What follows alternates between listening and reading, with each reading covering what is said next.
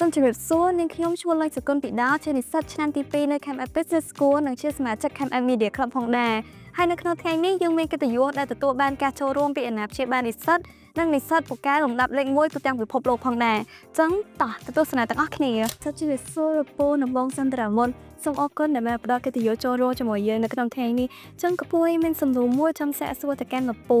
តើហេតុដូចម្តេចទៅដែលធ្វើឲ្យលោកពូជ្រើសរើសយកសាលា Camp សម្រាប់ការសិក្សារបស់មកមកដែរលោកពូដោយសារសាលា Camp គឺជាសាលាដែលមានការទទួលស្គាល់ខ្ពស់ក្នុងវិស័យគណនេយ្យសាវនកម្មនិងហិរញ្ញវត្ថុរូបខ្ញុំផ្ទាល់ក៏ធ្លាប់សិក្សានៅសាលានេះផងដែរហើយដូច្នេះខ្ញុំដឹងច្បាស់ថាសាលា Camp មានគុណភាពខ្ពស់ហើយនិស្សិតពេលបញ្ចប់ការសិក្សានឹងទទួលបានលេខសញ្ញាបត្រ2គឺ BA និង CAT ដូច្នេះខ្ញុំចង់ឲ្យកូនរបស់ខ្ញុំទទួលបានចំណេះដឹងនិងអនាគតល្អពីព្រោះមានទំនុកចិត្តខ្ពស់លើគុណភាពនិងការទទួលស្គាល់អន្តរជាតិឥឡូវនេះខ្ញុំមិនត្រឹមតែមានកូនប្រុសរៀននៅឆ្នាំទី3ទេថែមទាំងមានកូនស្រីម្នាក់ទៀត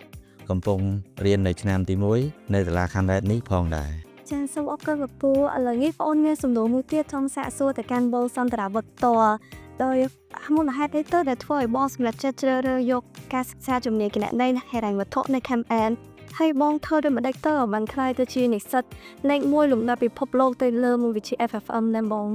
ដំបូងពេលខ្ញុំរៀននៅថ្នាក់ទី12ខ្ញុំមិនទាន់ច្បាស់ថាខ្ញុំនឹងរៀនជំនាញអ្វីទេពេលនោះម៉ាក់ប៉ាខ្ញុំបានលើកទឹកចិត្តឲ្យខ្ញុំរៀននៅសាលា Camp នេះហើយពេលរៀនបានមួយរយៈពេលខ្ញុំក៏បានពេញចិត្តនៅទីនេះពីព្រោះទីនេះបានផ្ដោតទៅលើគុណភាពនិងផ្ដល់ឱកាសការងារខ្ពស់ជាមួយក្រុមហ៊ុនជាតិនិងអន្តរជាតិផងដែរចំពោះការសិក្សារបស់ខ្ញុំគឺធម្មតាដែរបន្ថែមពីការបង្ហាត់បង្ហាញពីសាស្ត្រាចារ្យយ៉ាងយកចិត្តទុកដាក់ខ្ញុំផ្ដោតទៅលើការយល់ច្បាស់ទៅលើមេរៀននិងអនុវត្តកំហាត់ជាបន្ត